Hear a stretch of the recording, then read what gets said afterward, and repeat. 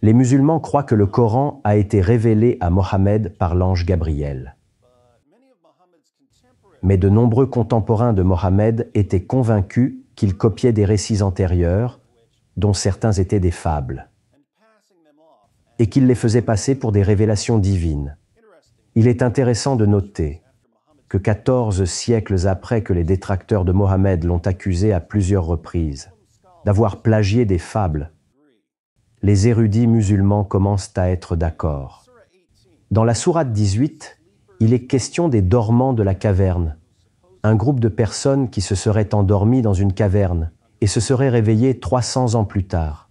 Cette fable remonte à des personnes comme l'évêque Étienne d'Éphèse, vers le milieu du 5e siècle.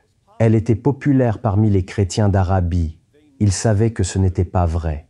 Ils considéraient cette histoire comme une fable. Aujourd'hui, elle figure dans le Coran et plus d'1 milliard de personnes croient qu'elle s'est réellement produite. Selon la sourate 19, Jésus a commencé à prêcher dès qu'il est sorti des entrailles de Marie. Cette histoire vient du 6e siècle, des évangiles de l'enfance en arabe. L'histoire de Satan refusant de se prosterner devant Adam dans la sourate 15 provient du 1er siècle, de l'ouvrage apocryphe d'un juif intitulé « La vie d'Adam et Ève ». L'histoire d'un oiseau enseignant à Caïn comment enterrer son frère dans la sourate 5 provient des commentaires talmudiques. L'histoire de Salomon parlant aux animaux dans la sourate 27 provient du 2e Targoun Chéni d'Esther. La légende de Marie accouchant sous un palmier dans la sourate 19 provient d'un ouvrage apocryphe intitulé « Histoire de la nativité de Marie et de l'enfance du Sauveur », écrit au début des années 600. Le récit de Jésus donnant la vie à des oiseaux d'argile dans la sourate 5 provient d'un ouvrage du 2e siècle intitulé « L'Évangile de l'enfance selon Thomas ». L'une des légendes les plus remarquables du Coran est l'histoire de Dhul-Qarnien. Dans la sourate 18, Allah dit que Dhul-Qarnien a voyagé vers l'ouest et a trouvé l'endroit où le soleil se couche, voyagea vers l'est et trouva l'endroit où le soleil se lève, construisit un grand mur pour empêcher les hordes de Gog et Magog. Nous savons d'où vient cette histoire. Elle provient de ce que l'on appelle le roman d'Alexandre, des recueils de légendes sur Alexandre le Grand. Il y a des musulmans qui quitteront l'islam si vous leur faites lire les romans d'Alexandre et que vous leur montriez ce que le Coran dit de Dhul-Qarnien. Moussa Serentonio, par exemple, était un recruteur de Daesh. Alors qu'il était en prison, il a lu les légendes sur Alexandre le Grand et a remarqué les parallèles avec Dhul-Qarnien dans le Coran. Que s'est-il alors passé?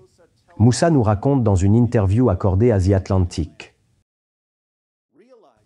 Réalisant que Dhul-Qarnien n'était pas du tout une personne réelle, mais qu'il était plutôt basé sur un récit fictif d'Alexandre le Grand, instinctivement, il ne me restait plus qu'une seule conclusion possible. Le Coran n'était pas divinement inspiré, écrit-il. Il avait pris la fiction d'un fan d'Alexandre le Grand pour un fait. Bien sûr, j'aurais préféré découvrir tout cela il y a 17 ans et m'éviter ainsi bien des ennuis. Il a donc abandonné non seulement Daesh, mais aussi l'islam et la religion dans son ensemble. Il est athée et admire l'auteur de God Delusion, Richard Dawkins. Certains musulmans réagissent donc aux légendes du Coran en concluant que le Coran ne vient pas de Dieu. Mais d'autres musulmans ont une réaction différente. Des érudits musulmans comme Shabir Ali estiment qu'il est parfaitement acceptable que le Coran utilise des fables pour enseigner des leçons, tout comme nous, à notre époque, pouvons discuter de ce qui s'est passé dans un film de Marvel sans croire qu'il s'agit d'événements réels.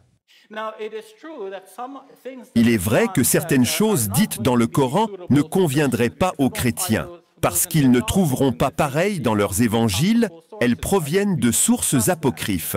Pourquoi devrions-nous nous y fier? Mais j'ai expliqué, et vous m'avez entendu, il n'est donc pas nécessaire de répéter. Mais parce que David a de nouveau soulevé la question, le point est celui-ci. Le Coran fait référence à ce que les gens savent déjà. C'est comme si nous vous disions « Tu te souviens comment ce type Hulk, quand il était un humain, il a fait le tour des magasins pour trouver des sous-vêtements extensibles, sachant qu'il en aura besoin au moment voulu.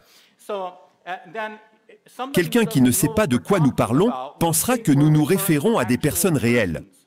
Mais vous savez que nous faisons référence à une personne dans un film ou un dessin animé Marvel. De la même manière, lorsque le Coran parle de Jésus d'une manière particulière, il peut s'agir de quelque chose basé sur l'histoire. Il peut s'agir de quelque chose basé sur la littérature antérieure. Il attire l'attention des gens sur l'histoire et en tire les leçons coraniques. Eh bien, si c'est le cas, lorsque le Coran nous dit que les Juifs pensaient l'avoir tué, mais qu'ils ne l'ont pas tué ni crucifié, il s'agit peut-être d'une sorte de bande dessinée que nous ne sommes pas censés prendre au sérieux. Mohamed Assad avait un point de vue similaire sur les légendes que l'on trouve dans le Coran. Dans les commentaires d'Assad sur sa traduction du Coran, nous lisons de nombreux passages où il déclare « Il faut toujours garder à l'esprit que toutes les références coraniques à des événements historiques ou légendaires, qu'ils soient décrits dans la Bible ou dans la tradition orale de l'Arabie pré-islamique, sont invariablement destinés à élucider une leçon d'éthique particulière et non à raconter une histoire en tant que telle. C'est ce qui explique le caractère fragmentaire de ces références et allusions. En ce qui concerne la légende des dormants de la caverne, Assad écrit « Mais quelle que soit la source de cette légende, qu'elle soit d'origine juive ou chrétienne, le fait est qu'elle est utilisée dans le Coran, dans un sens purement parabolique, c'est-à-dire comme une illustration du pouvoir de Dieu de provoquer la mort, ou le sommeil et la résurrection ou le réveil, et deuxièmement, comme une allégorie de la piété qui pousse les hommes à abandonner un monde méchant ou frivole pour garder leur foi intacte. Et la reconnaissance par Dieu à cette foi est l'octroi d'un réveil spirituel qui transcende le temps et la mort. Ce que je trouve le plus intéressant, lorsque les érudits musulmans admettent que le Coran est rempli de mythes, de fables et de légendes, c'est que c'est exactement ce que les gens autour de Mohammed disaient quand il a commencé à délivrer ses révélations. Les contemporains de Mohammed ont reconnu que ces histoires dans le Coran étaient des mythes, des fables et des légendes, même selon le Coran. Sourate 6, verset 25. Et quand ils viennent disputer avec toi, ceux qui ne croient pas disent alors, ce ne sont que des légendes des anciens. Sourate 8, verset 31. Et lorsque nos versets leur sont récités, ils disent, nous avons écouté, certes. Si nous voulions, nous dirions pareil à cela. Ce ne sont que des légendes d'anciens. Sourate 25, versets 4 et 5. Les mécréants disent « Tout ceci n'est qu'un mensonge qu'il, Mohammed, a inventé et où d'autres gens l'ont aidé. Or, ils commettent là une injustice et un mensonge. » Et ils disent « Ce sont des contes d'anciens qu'il se fait écrire. On les lui dicte matin et soir. » Sourate 68, verset 15. Quand nos versets lui sont récités, il dit « Des contes d'anciens. » Sourate 83, verset 13, qui, lorsque nos versets lui sont récités, dit « Ce sont des contes d'anciens. » Ainsi, lorsque Mohammed délivrait ses révélations sur les dormants de la caverne ou sur Dhul-Qarnayn, les gens autour de lui disaient « Nous avons déjà entendu ces histoires. Nous savons d'où viennent ces histoires. Ce sont des fables. Ce sont des contes de fées. Ce sont des histoires à dormir debout. » Et les érudits musulmans commencent enfin à être d'accord. Parfois là, la première impression est la bonne.